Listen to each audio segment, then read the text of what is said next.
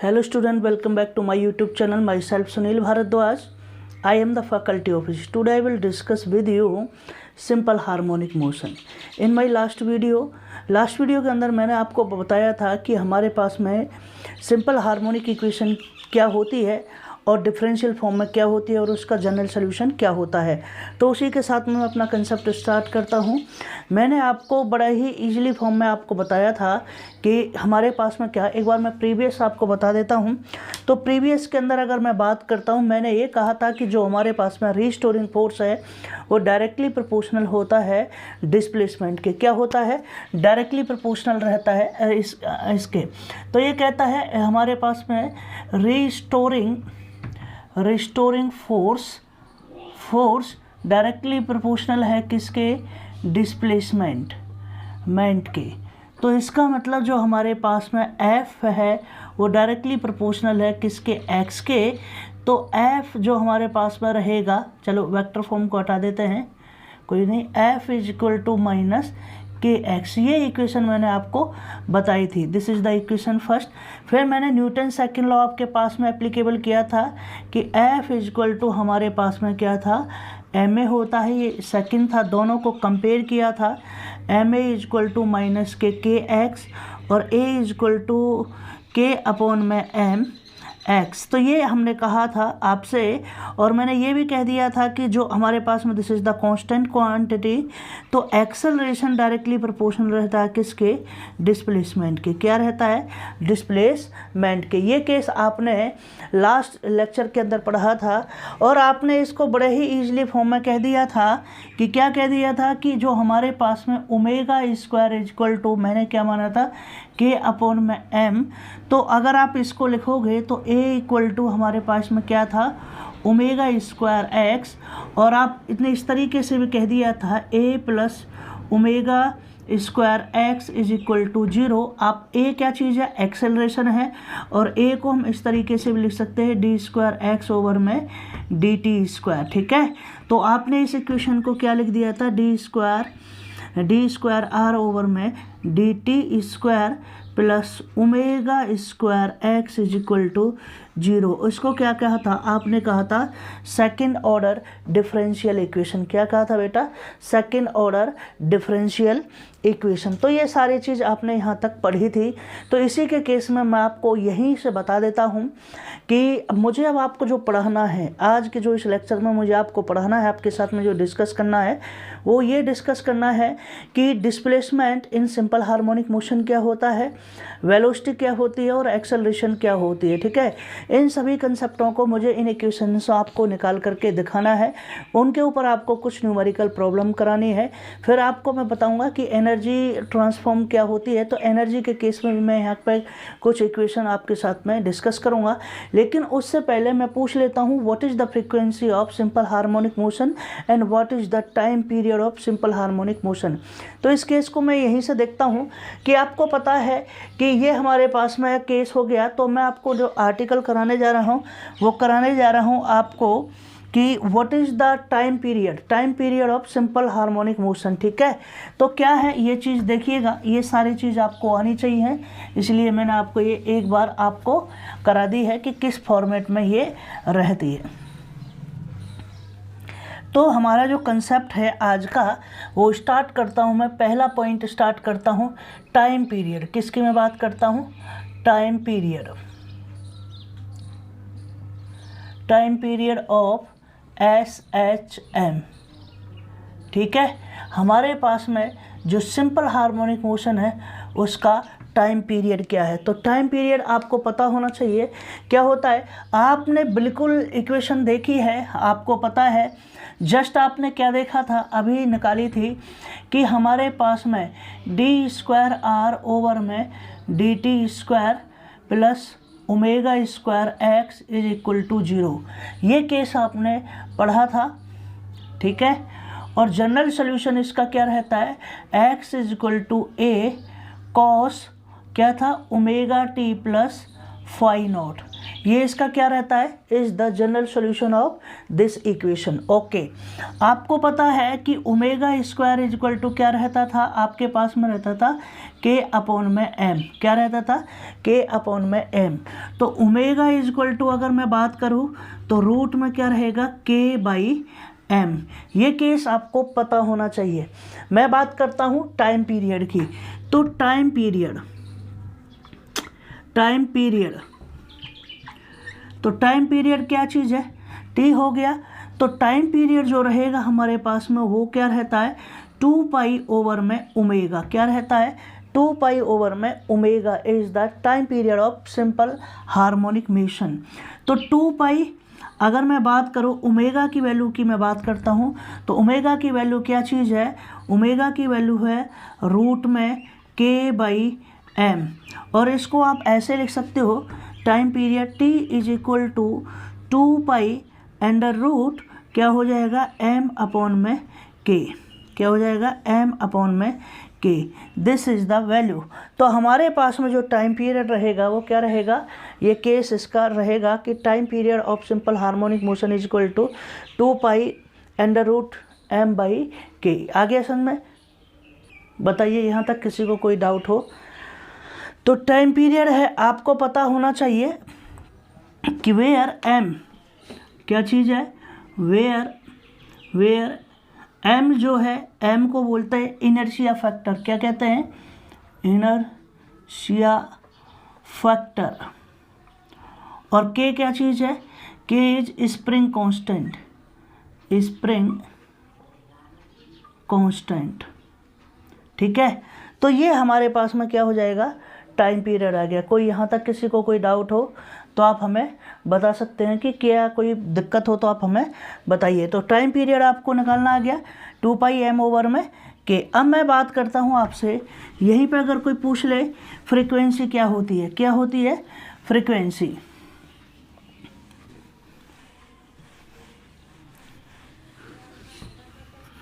Second case है frequency of simple harmonic motion. किसकी मैं बात करता हूँ, सेकंड पॉइंट की मैं बात करता हूँ, फ्रीक्वेंसी ऑफ SHM। ठीक है, frequency of simple harmonic motion. अभी जस्ट आपने देखा था कि हमारे पास में जो टाइम पीरियड आया था वो क्या आया था, T इक्वल टू 2 पाई क्या था हमारे पास में, m ओवर में k। आपको पता है कि हमारे पास में ओमेगा क्या रहती है, ओमेगा रहती है 2 पाई न्यू। क्या रहता है हमारे पास में, 2 पाई न्यू। यही है ना आपके पास में, आपको पता होगा कि हमारे पास में ओमेगा की वैल्यू क्या रहती है, 2 पाई न्यू। समझ में आ गया, 2 पाई न्यू। और अभी आपने देखा था ओमेगा की जो वैल्यू रहती थी वो रहती थी आपके पास में के बाई एम, ये जैसा कि आपने निकाला था। तो यहाँ से nu is equal to omega upon में 2 पाई, तो nu is equal to 1 over में 2 पाई, और रूट में आपका क्या आ जाएगा, के की वैल्यू आ जाएगी के अपॉन में एम। दोनों में फ़र्क है, आप चेक कर लीजिएगा, दोनों में फ़र्क है।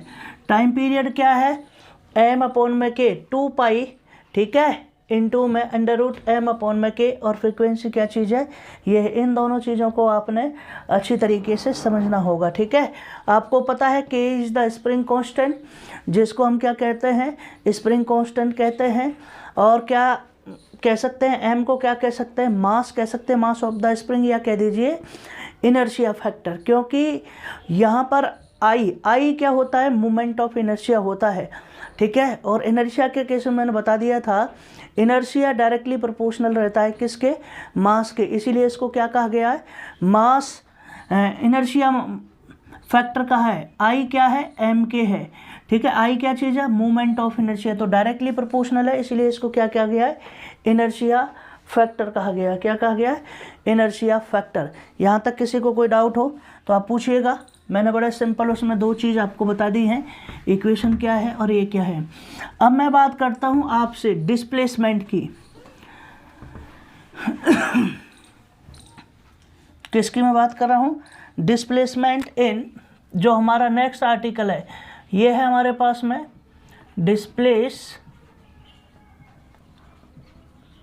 Displacement in simple harmonic motion. ठीक है, ये आपके सिलेबस के अंदर है कि ये चीज़ क्या है। और इनको कराने के बाद में मैं आपको फिर और एक टॉपिक कराऊंगा कि व्हाट इज़ द एम्पलीट्यूड क्या चीज़ है, और साथ में ये भी कराऊंगा कि हमारे पास में फेज कांस्टेंट क्या है। देखिए, अगर मैं जनरली बात करता हूँ, किसकी मैं बात करता हूँ, जनरली मैं बात करता हूँ, मैं कहता हूँ कि कंसीडर अ पार्टिकल मूव्स। ठीक है, कि कोई भी पार्टिकल हमारा किस में मूव करता है, in a circular path with angular velocity omega and having the radius A. तो ये मान लेते हैं कि हमारे पास में, मैंने क्या मान लिया, consider a particle moves in a circular path of radius a मानी है मैंने, a radius a with angular frequency omega. ठीक है, क्या चीज़ है, ओमेगा। तो देखिए, आपने एक सर्कल पार्ट बनाया इस तरीके से, कोई भी particle, this is the centre, ये इसका क्या चीज़ है हमारे पास में, सेंटर पार्ट है। क्या चीज़ है, सेंट्रल पार्ट है। तो आपने देखा, मैं अगर ये कहना चाहता हूँ कि कोई भी पार्टिकल, तो इस तरीके से ये आप बना लीजिए कि इस तरीके से आपने इस सर्कुलर पार्ट को इस तरीके से आपने इसको डिवाइड किया है। मान लेते हैं ये हमारे पास में x है, ये x डैश है, ये क्या चीज़ है, y है, और ये क्या चीज़ है, y डैश है। तो ये सारी चीज़ आपको पता होना चाहिए कि हमारे पास में कि कोई भी पार्टिकल, मान लेते हैं कि एक पार्टिकल हमारे पास में इधर लाई करता है ए पॉइंट पे, क्या चीज़ लाई करता है, A, this is the O origin, और ये इस एक्सिस के साथ में क्या बनाता है, फाई एंगल बनाता है। क्या बनाता है, फाई नॉट एंगल बना देता है। क्या बना देता है, फाई नॉट एंगल। ये कब है, ये है हमारे पास में t = 0। मैं ये कहता हूँ eight t = 0, it means that the particle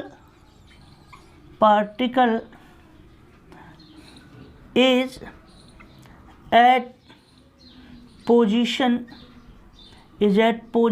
A। तो हमारे पास में जो पार्टिकल है वो क्या चीज़ है, ए पोजीशन पर है। ए पोजीशन पर हो गया। ऐसे ही ये जब पार्टिकल मूव करेगा, तो ये ब्लू वाले से देखना है आपको, जब ये हमारे पास में यहाँ मूव करेगा, ये कोई क्या चीज़ हो जाएगी हमारे पास में, बी पर पहुँच जाएगा। तो ये किस, यहाँ इसका एंगल भी चेंज होगा, और ये क्या हो जाएगा, ओमेगा टी, क्योंकि जो ये पार्टिकल है हमारे पास में, ये क्या कर रहा है, एंटी क्लॉकवाइज डायरेक्शन में मूव कर रहा है with angular velocity. Angular velocity means omega के साथ में क्या कर रहा है, मूव कर रहा है। तब आप यहाँ से आप देखिएगा, इस तरीके से आपने एक लाइन ड्रॉ की है जिसको मैंने नाम दे दिया है एन। क्या दे दिया है, एन। तो हमारे पास में जो डिस्टेंस रहेगी वो डिस्टेंस रहेगी ये वाली, और इस डिस्टेंस को मैंने क्या मान लिया है, एक्स मान लिया है। क्या मान लिया मैंने बेटा, एक्स मान लिया है। तो अगर मैं बात करूँ इस आर्टिकल को सॉल्व करने की, कि जब हमारे पास में at any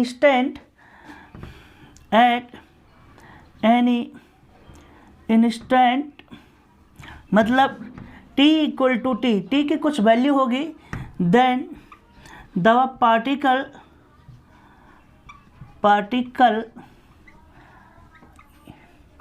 reaches at position B।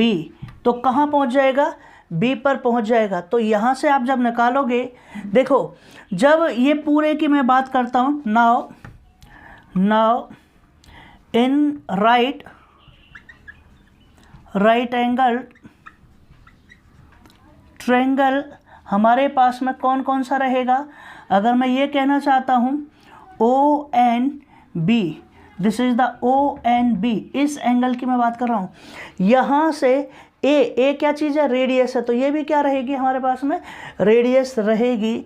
तो मैं कॉस की अगर मैं बात करता हूँ, कॉस का मतलब कॉस में जो एंगल आएगा वो आएगा omega T plus phi naught. तो कॉस क्या रहता है हमारे पास में, कॉस रहता है बेस अपॉन में हाइपोटेन्यूज। तो हमारे पास में ये रहेगा, हमारे पास में अगर मैं बात करता हूँ ओ एन अपॉन में क्या चीज़ रहेगा, ये ए है ना, इसको ना मैं ए को चेंज कर देता हूँ, मान लीजिए इसको कह देता हूँ हमारे पास में पी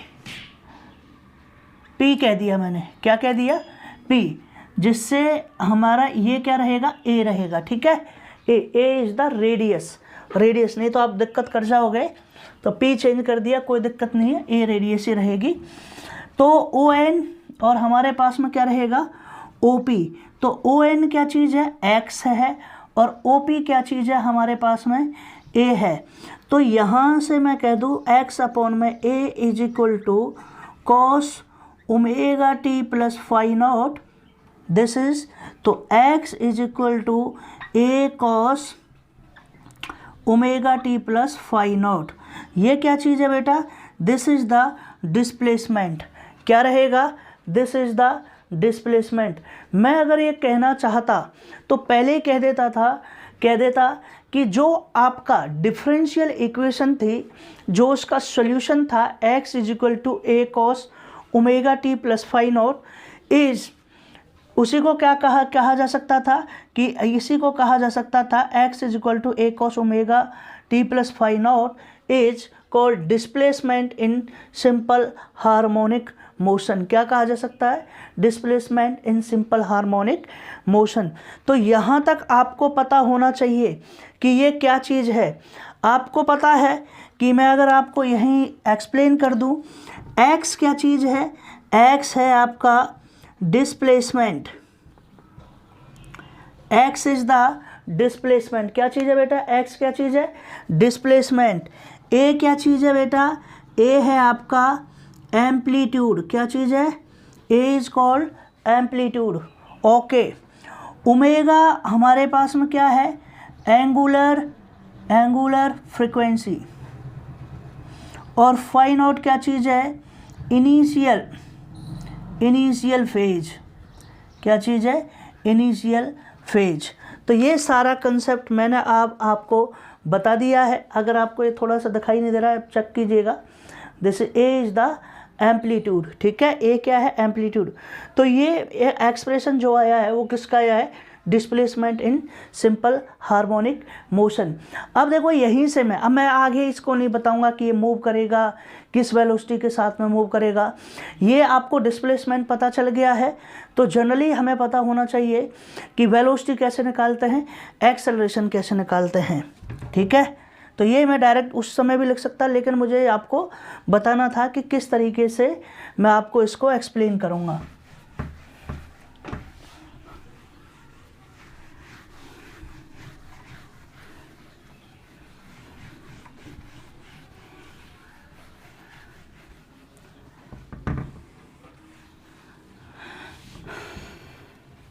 नेक्स्ट जो आर्टिकल रहेगा वो रहेगा हमारे पास में velocity.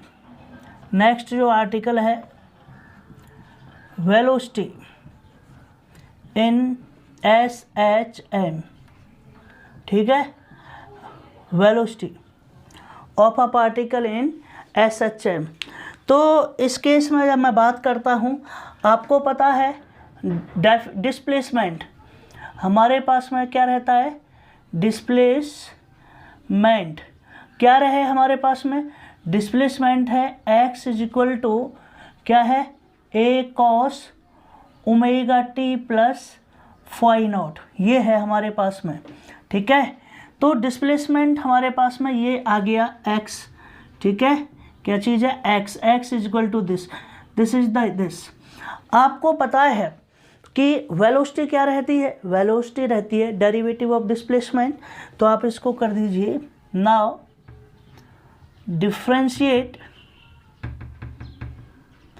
Differentiating equation 1 with respect to t, time के साथ में से कर दिया।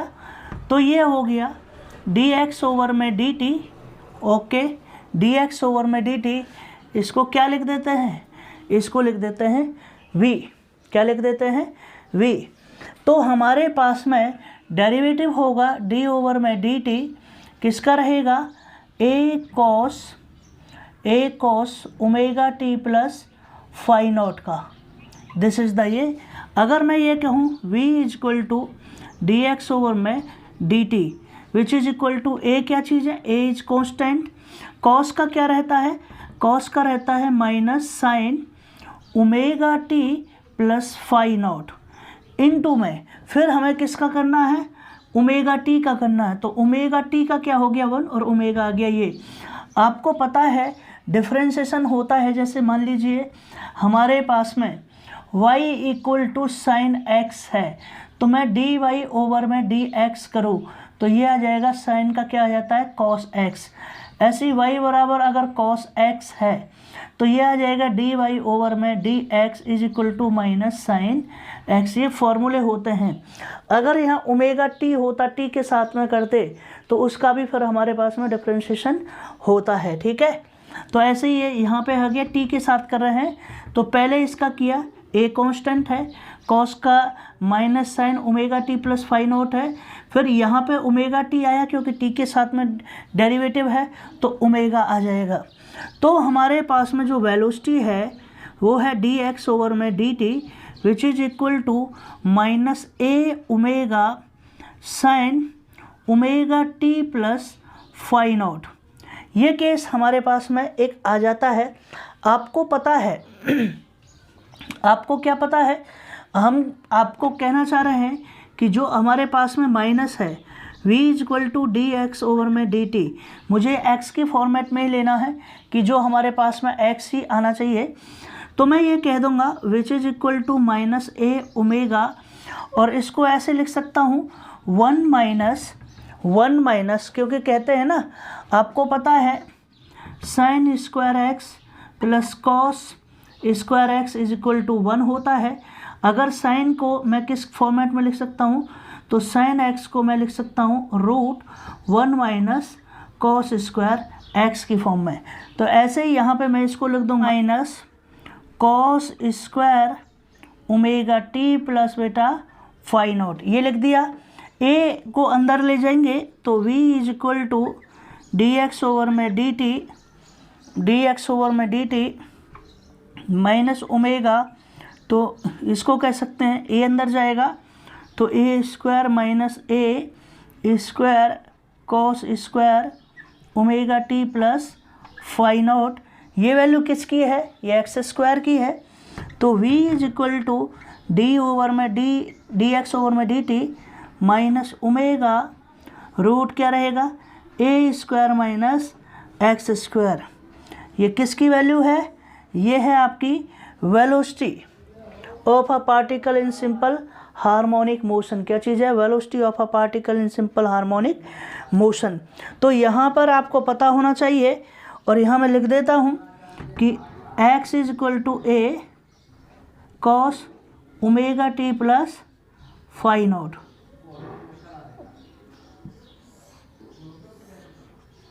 ये केस आपका यहाँ तक रहेगा। बताइए यहाँ तक किसी को कोई डाउट हो। अब मैं आपसे बात करूँगा कि स्पेशल केसेस के बारे में। किसकी मैं बात करूँगा, स्पेशल केसेस की मैं बात करता हूँ। तो यहाँ तक आपने देखा, अब इसके स्पेशल केस मैं आपके साथ डिस्कस करता हूँ।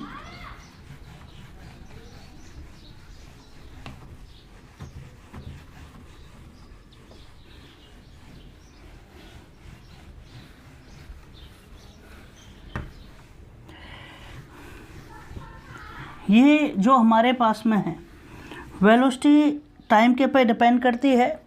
तो हमारे पास में जो v है, v इज इक्वल टू, मैं कह रहा था dx ओवर में dt इज इक्वल टू क्या आया था, minus omega under root A square minus X square. ये इक्वेशन आपको बेटा याद रखनी है। क्या याद रखनी है?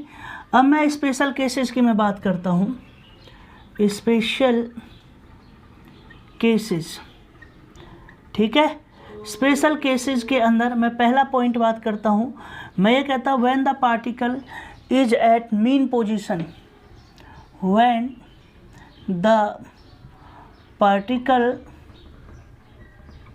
Is at mean position, mean position means such that x is equal to 0, x is equal to 0। तो इसका मतलब क्या रहेगा? इसका मतलब रहेगा v इक्वल टू, ये dx ओवर में dt है, minus omega under root A square minus 0 square. तो ए स्क्वायर बाहर आ जाएगा, ये आ जाएगा minus omega under root A square. तो मैं ये कह सकता हूँ v is equal to minus A, क्या रहेगा? Minus A. ये केस रहेगा, क्या रहेगा? ये केस हमारे पास में इस तरीके से रहेगा। तो मैं ये कहता हूँ this is the maximum velocity. क्या कह रहा हूँ मैं? This is the maximum velocity. तो वी मैक्स की अगर मैं बात करता हूँ, वी मैक्स की मैं बात करता हूँ तो ये पॉजिटिव वैल्यू आ जाती है। क्या आ जाती है? वी मैक्स की अगर मैं बात करता हूँ तो मॉड ओमेगा, ये कह दीजिए this is the omega A, omega A. और ओमेगा बराबर क्या रहता है? ओमेगा बराबर रहता है 2 पाई ओवर में टी। क्या रहता है? 2 पाई ओवर में टी। तो वी मैक्स हमारे पास में क्या रहेगा? 2 पाई ओवर में टी इंटू में एम्पलीट्यूड। ये याद रखना, this is the maximum velocity. किसकी मैं बात कर रहा हूँ? Which a particle in simple harmonic motion is execute, then this velocity is called maximum velocity। क्या कहेंगे इसको? maximum velocity। यहाँ तक किसी को कोई डाउट? बताइए। यह सेकंड केस की अगर मैं बात करूँ, सेकंड केस 2 में यहाँ डिस्कस करते हैं आपसे। केस नंबर 2, इसका मतलब कहता है कि when the particle is when the particle is an extreme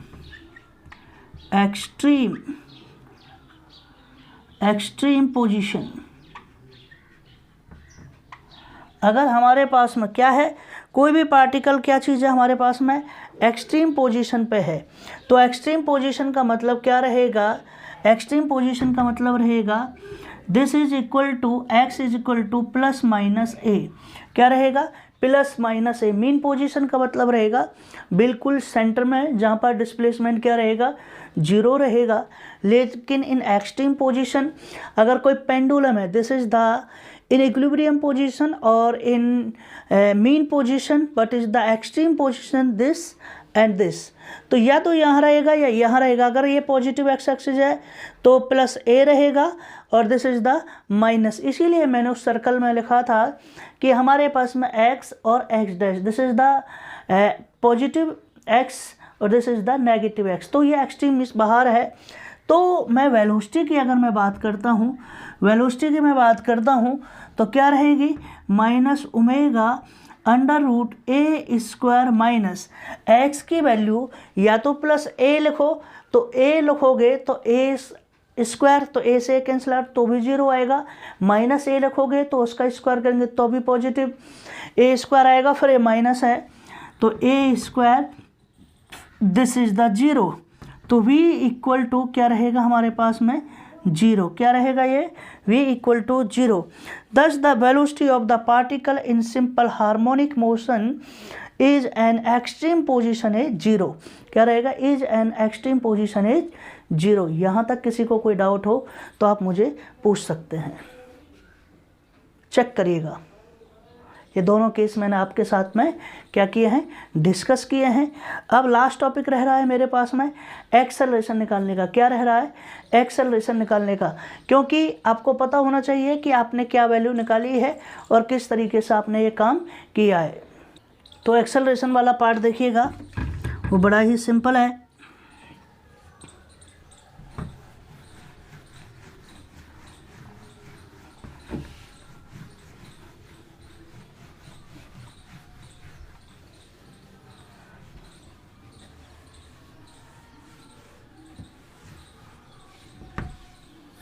acceleration,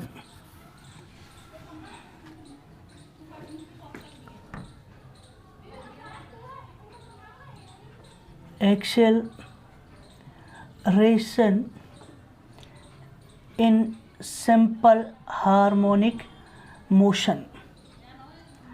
ठीक है, आपको पता था डिस्प्लेसमेंट क्या था बेटा, देखिए यहीं से देखिएगा, डिस्प्लेसमेंट था हमारे पास में A cos omega T plus phi naught, this is the first. इसको डिफ्रेंशिएट किया, now differentiating equation 1 with respect to time.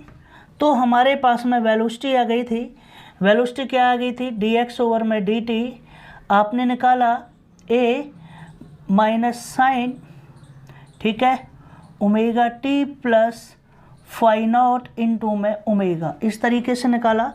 तो वेलोसिटी आ गई थी dx ओवर में dt is equal to minus A omega sine omega T plus phi naught, this is the second equation.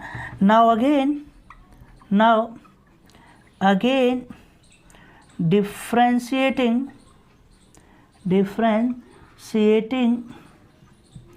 equation 2 with respect to time। तो हमारे पास में क्या आता है, एक्सेलरेशन आएगा डी स्क्वायर एक्स ओवर में डी टी। ठीक है, दोनों तरीके से लिख देता हूँ मैं, जिससे आपको पता चल जाए कि ए क्या रहता है, एक्सेलरेशन रहता है, ये क्या रहता है, डी बी ओवर में डी टी, इसका मतलब डी स्क्वायर आर ओवर में डी टी स्क्वायर। ये सारी चीज़ आपको पता होनी चाहिए। मैं बिल्कुल नीट एंड क्लीन आपके साथ में क्या कर रहा हूँ, डिस्कस कर रहा हूँ सारी चीज़। तो दिस इज इक्वल टू आप करोगे माइनस ए ओमेगा, साइन का क्या होता है, कॉस रहता है, cos omega T plus phi naught into में ओमेगा। तो हमारे पास में ए की वैल्यू लिख रहा हूँ मैं माइनस ए omega square, omega omega omega square, और ये आ जाएगा cos omega T plus phi naught. यहाँ तक कोई problem, A cos omega T plus phi naught क्या कहते हैं, इसको एक्स कहते हैं। तो this is equal to minus omega square X, क्या रहेगा, ओमेगा स्क्वायर एक्स। ये हमारे पास में क्या आ जाएगी, एक्सेलरेशन की वैल्यू आ जाएगी, A equal to minus omega square X. अगर मैं यहाँ पे बात करता हूँ इसके स्पेशल केसेस की, मैं बात करता हूँ स्पेशल केसेस वही बिल्कुल पहली पॉइंट की मैं बात करता हूँ, if the particle is at mean position, if the particle is at mean position पर रहेगा तो क्या रहेगा, x इज इक्वल टू 0। तो हमारे पास में जो एक्सेलरेशन रहेगा वो क्या रहेगा, 0 रहेगा। ये केस याद रखना। If the particle is eight extreme position, तो मैं बात करता हूँ एक्सट्रीम पोजीशन की, एक्सट्रीम पोजीशन। तो यहाँ पे सिंपल आया है कि हमारे पास में एक्सट्रीम पोजीशन का मतलब है ए, एक्स इज इक्वल टू क्या रहेगा हमारे पास में ए। तो वैल्यू क्या आ जाएगी, वैल्यू आ जाएगी माइनस ओमेगा स्क्वायर ए, क्या चीज़ रहेगा, ओमेगा स्क्वायर ए। ये हमारे पास में क्या चीज़ है, एक्सट्रीम पोजीशन का केस ये रहेगा हमारा। किसी को कोई डाउट हो तो यहाँ तक पूछ सकता है। एक्सट्रीम पोजीशन के लिए ये इक्वेशन रहेगा।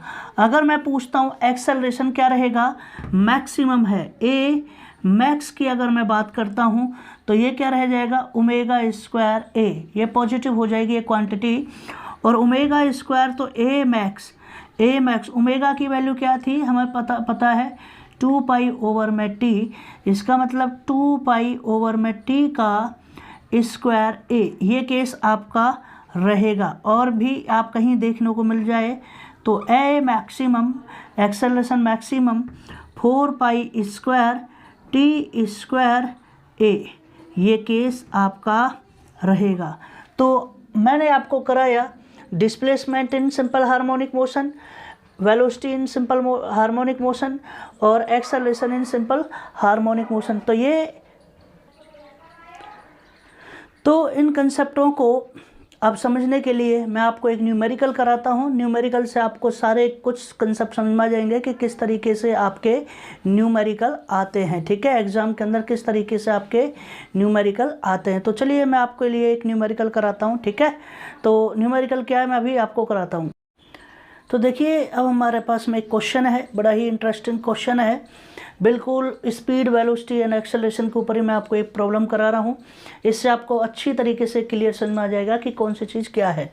ये कहता है a body oscillates with simple harmonic motion according to equation x = 5.0 metre, m क्या चीज़ है, मीटर है, cos 2 पाई रेडियन पर सेकंड, क्योंकि ओमेगा को क्या लिखा जाता है, रेडियन पर सेकंड लिखा जाता है, t + 4 पाई, 4 अपॉन में π/4, क्या चीज़ है, π/4 at t = 1.5 second. Calculate the displacement velocity and acceleration. आपको ये तीनों चीज़ क्या करनी है, कैलकुलेट करनी है। देखिए सोल्यूशन में जब आप करोगे आपको गिवन क्या क्या है, सबसे पहले आपको पता होना चाहिए। गिवन है आपके पास में ए क्या चीज़ है हमारे पास में, एम्पलीट्यूड होता है ना, ए क्या चीज़ है 5.0 मीटर आपके पास गिवन है। ओमेगा आपको गिवन है क्या है, 2 पाई रेडियन सेकंड, ठीक है। और हमारे पास में जो फेज है, इनिशियल फेज क्या है, π/, क्या चीज़ है, 4 है। तो ये सारी चीज़ है और आपको गिवन है t = 1.5। तो पहला केस सॉल्व कीजिए। देखिए डिस्प्लेसमेंट क्या चीज़ है, डिस्प्लेसमेंट। तो डिस्प्लेसमेंट आपका क्या रहता है, x रहता है। x की जब बात करोगे तो 5.0, ठीक है, मीटर नहीं लिख रहा, cos 2 पाई इंटू में t की जगह पर क्या लिख दूंगा मैं, 1.5 + π/4, ओके, π/4। तो x = 5.0 और ये लिख दिया मैंने cos कितना आ गया, 1.5 है, ये आ जाएगा 3 पाई + π/4, ये आ गया हमारे पास में। इस तरीका का क्या हो गया, ये कंसेप्ट आ चुका है कि π/4। बताइए यहाँ तक किसी को कोई प्रॉब्लम है, यहाँ तक। अब आप इस इक्वेशन को ध्यान देना, इस इक्वेशन को मैं यहाँ पे लिख के दिखा रहा हूँ कि जो cos 3 पाई + π/4 है, आप इसको लिख देना -sin π/4, क्या चीज़ है, -sin π/4। तो जैसे ही x = 5.0 इंटू में -sin π/4, और आपको पता है x =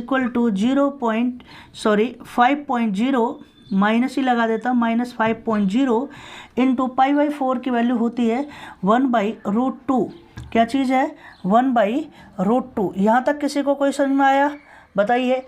और आपको पता है 1/√2 किसके बराबर होता है, 0.707 के इक्वल रहता है।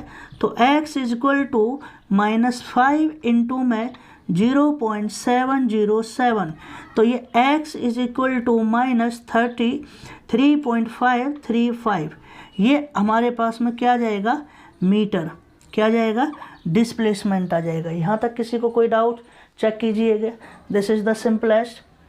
ये x = 5.0 cos 3 पाई + π/4, इसके बराबर मैंने क्या लिख दिया, -sin π/4, आपने ये डाल दी। π/4 की वैल्यू क्या होती है, 1/√2, और आपने इस तरीके से इसको सिंपलेस्ट फॉर्म में क्या कर दिया, इसको कर दिया है। देखिए बताइए किसी को कोई डाउट हो, ओके। यहीं से अब मैं इसका सेकंड पार्ट करता हूँ। ये लिख लेना ये वैल्यू कि डिस्प्लेसमेंट क्या आया, क्योंकि इसको हम यूज करेंगे। मैं इसको रेड मार्कर से लिख देता हूँ कि जो x आया है, पहला केस x की वैल्यू आई है -3.535 मीटर। क्या आ गया? मीटर। ये केस आपने सॉल्व कर लिया। क्या कर लिया है? सॉल्व कर लिया है। इस तरीके से अगर आपने कोई चीज़ देखी हो, यहाँ तक किसी को कोई डाउट? ओके, चलिए सेकंड पार्ट करते हैं। क्या है? वेलोसिटी वाला पार्ट। वेलोसिटी क्या रहती है? v रहती है, dx ओवर में dt रहती है। आपने इसको डिफ्रेंशिएट करोगे, ये आ जाएगा हमारे पास में। क्या आएगा? ये हमारे पास में आएगा 5.0, ठीक है, और डिफ्रेंशिएट करके ये आ जाएगा 2 पाई, ठीक है, 2 पाई माइनस से आएगा, क्योंकि कॉस का क्या हो जाएगा? Sine, minus 2 pi t plus pi by 4, ठीक है। ये 2 पाई आ गया था, तो हम इसको इस तरीके से कर दे सकते हैं -10 पाई भाई, इसको 5 इंटू में 2 पाई 10 पाई, और ये आ गया हमारे पास में साइन 2 पाई इंटू में 1.5, टी की वैल्यू क्या है? 1.5 प्लस पाई बाई 4, क्या है? पाई बाई 4। तो दिस इज इक्वल टू -10 पाई, ये आ गया साइन, ये और ये आ गया 3 पाई प्लस पाई बाई 4। आपको ये भी यही पता है, तो ये आपने कर दिया -10 पाई, और इसकी जगह पर आप लिख सकते हो माइनस कॉस पाई बाई 4। जैसे वहाँ पे लिखा था ऐसे यहाँ पे साइन की जगह पर कॉस पाई बाई 4, और कॉस पाई बाई 4 की भी वैल्यू क्या होती है? रूट ही हमारे पास में रहती है। तो दिस इज 10 पाई, ठीक है, माइनस माइनस क्या हो गया? प्लस, इनटू में क्या आ जाएगा? 1/√2, ठीक है, क्या आ जाएगा? 1/√2, और ये आ गया 10 इंटू में 22/7, पाई की वैल्यू 22/7, इंटू में क्या हो गया? 0.707। जब आप इसको करोगे बी इक्वल टू इंटू में 22 इंटू में 0.707, आप इसको कैंसिल आउट कीजिए, 0.101 इसको कैंसिल आउट हो जाएगा। अगर मैं ये बात करूं तो आपके पास में ये क्या हो जाएगा? v इक्वल टू ये आ जाएगा 1.01 इंटू में 22, तो v इक्वल टू 2.222, ये आ जाएगा हमारे पास में। ध्यान देना, ठीक है, सॉरी, क्योंकि दिस, हाँ ऐसे आएगा, दिस इतना क्या रहेगा? मीटर पर सेकेंड। यहाँ देख लीजिएगा, this is the positive value. बताइए, बड़ा ही सिंपल है, कोई दिक्कत नहीं है इस तरीके से। तो ये हमारे पास में एक नया आर्टिकल आ गया, ठीक है। तो डिफ्रेंशिएट करने के बाद में ये इक्वेशन आती है मेरी, क्या आती है? ये इक्वेशन हमारे पास में आ जाती है। इसको अगेन डिफ्रेंशिएट करोगे तो हमारे पास में क्या वैल्यू आएगी? देखिए, अब एक्सेलरेशन वाला पार्ट कर रहे हैं, एक्सेलरेशन वाला पार्ट।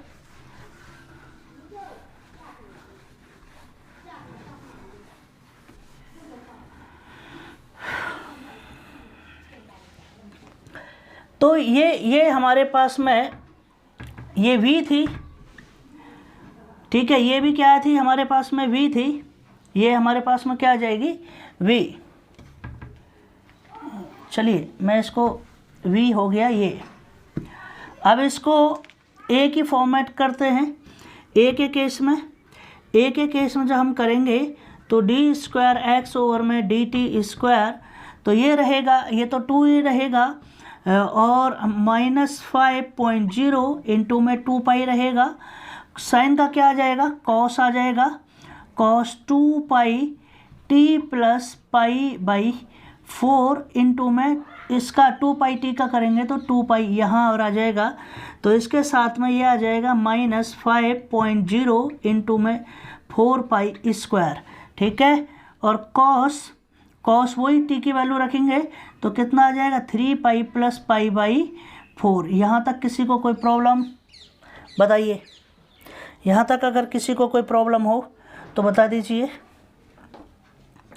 तो ये आपकी वैल्यू आ जाएगी 5, ठीक है, ऐसे लिख लेते हैं इसको 4 पाई स्क्वायर, और ये आ जाएगा माइनस 5.0 और क्या आ जाएगा, ये आ जाएगा इनटू में साइन, ठीक है, क्या आ जाएगा, कॉस की जगह पर क्या आएगा, साइन,